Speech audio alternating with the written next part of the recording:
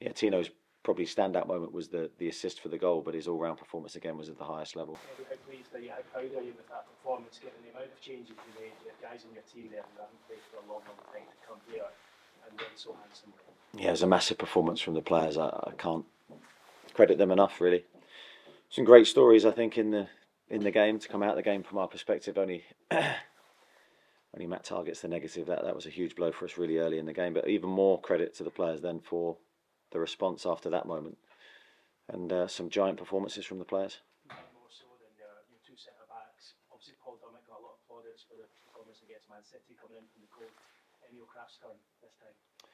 Yeah, I mean, what a story really for both of them. I mean, Emil, 14 months out, playing in a position that he hasn't played in an awful lot. I thought he was superb tonight. Used the ball really well. I thought his athleticism was key. Looked comfortable, and together with Paul, I thought they defended really, really well against top quality players as well. So it certainly wasn't an easy game for us. You were asked a question like at the news conference yesterday about Newcastle's record. Here only one win since 1972, no wins in the last 10 years. And I think for you as well, personally, I've never won here, so a few records broken this evening. Yeah, I personally have always found it a difficult ground, and Newcastle the same in recent times. So again, another thing to be really proud of, and really pleased with the commitment shown by everybody, not just the starting 11. It was a real squad effort today, but we scored some great goals too. I thought the quality of the goals was a real highlight for us, and our defending all through the game was of the highest level. Okay, Jordan, Corn, and then Krafth. Just a word for you, your two full-backs, obviously a sit for Lewis. Just how pleased are you for them, because of that a long time to obviously get an opportunity? Yeah, I thought they both played really, really well today. I thought they both showed their qualities. Lewis was very composed on the ball under pressure and played some lovely passes in the first half. Capped off with his goal, which was an unbelievable strike. And yeah, Tino's probably standout moment was the assist for the goal, but his all-round performance again was at the highest level. So they're two outstanding prospects for us. Was that Joelinton back to his best today? You mentioned that sort of frustrating start of the season, stop-start. Was that his best? Yeah, possibly. I think he's had a period of time out, and he's just finding his rhythm again, his best rhythm. He's such an important player for us. He was due to start wide today, and then with Matt's injury, he came inside, and yeah, he performed really well. Lee Ryder, sorry, Craig and Lee. Back. Eddie, did Lewis and Tino show here why they can make an impact now, why they're already an impact on this season as young as they are?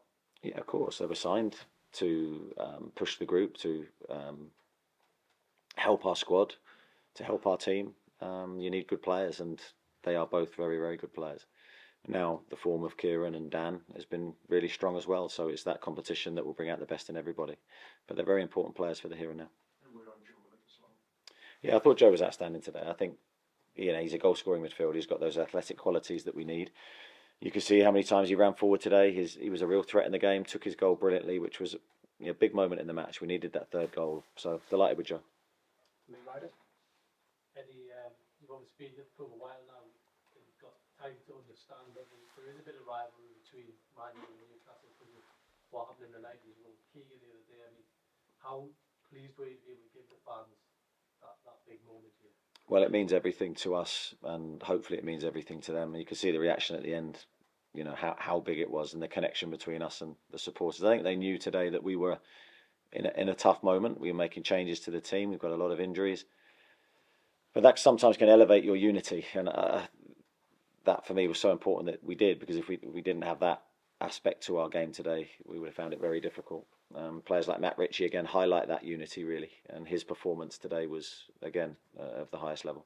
At half time, we've been here before when we stood them up, kind of went in with a bit of a defensive mentality in fear of losing it. Did you tell them to obviously keep going? The message at half time is to be positive and to be brave and continue to do the things that had brought us success in the first half. I think I've seen many games like you have here where the Manchester United crowd win them the game late in the match, and we were determined to try and still be positive and play our normal game. Okay, just down the front. Just on Targett, have you got any idea? It looked quite serious when he was coming off. Yeah, I've got no idea why it happened or how it happened really. I mean, it's bizarre. It's early in the game. He's obviously not fatigued at that moment. He stretched his leg up to tackle, and yeah, he's instantly, the minute he hit the ground, he was waving to us on the side. I knew it was in trouble. Looks like a hamstring, which will be a huge blow. I mean, on obviously there's degrees of hamstring, but that did look quite serious. Yeah, I mean, the only hope for me that it wasn't really running at the time. Sometimes they're the worst ones when you're in an explosive action, but it's still, he was in pain and he's struggling to walk now, so it doesn't look good. Chris Wolf. Eddie, you said before the game that you had to deliberate a lot about the team you're going to select because of how stretched your squad is. I mean, in terms of in your managerial career so far, how difficult was the team selection for tonight, given everything else that's going on and given how stretched your squad is right now?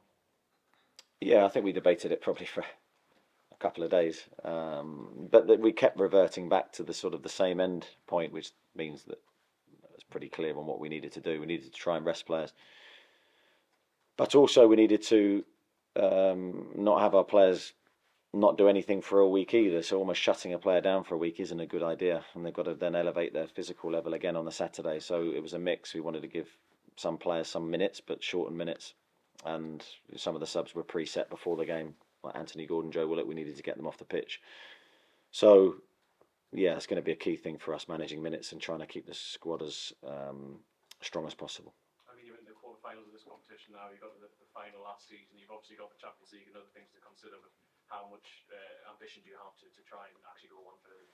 Well, we're determined to try and do well in every game, and I think that's genuinely internally that's how we're looking at it. So we prepared as well as we could for today, and we picked the team that we felt could win.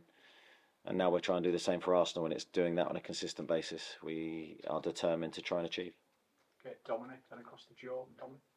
In his programme notes tonight, Eddie Howe talked about how pleased he was with Manchester United's game management in the final last year. How pleasing was that aspect for you tonight? Yeah, I don't think we had to manage, the game in any way really. I think we were determined not to alter our approach, as I said at half time. So sometimes if you go into that phase of play, you can lose all rhythm in your performance. So we didn't want to do that. We felt we were okay as we were, and better when we're positive. I've always felt that way.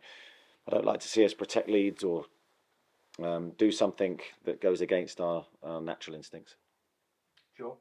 Eddie, now at 14 different scorers this season, how important is that for you that you're not overly relying on Callum Wilson or Isaac to get the goals, especially considering their respective injury levels? Yeah, I think that's the aim. I think you want goals from every department of the team. Today we had different goal scorers. Great to see different threats as well. Different types of goals. So I thought we looked a threat in the game, although we didn't have an abundance of goal-mouth action. We looked a threat every time we broke forward.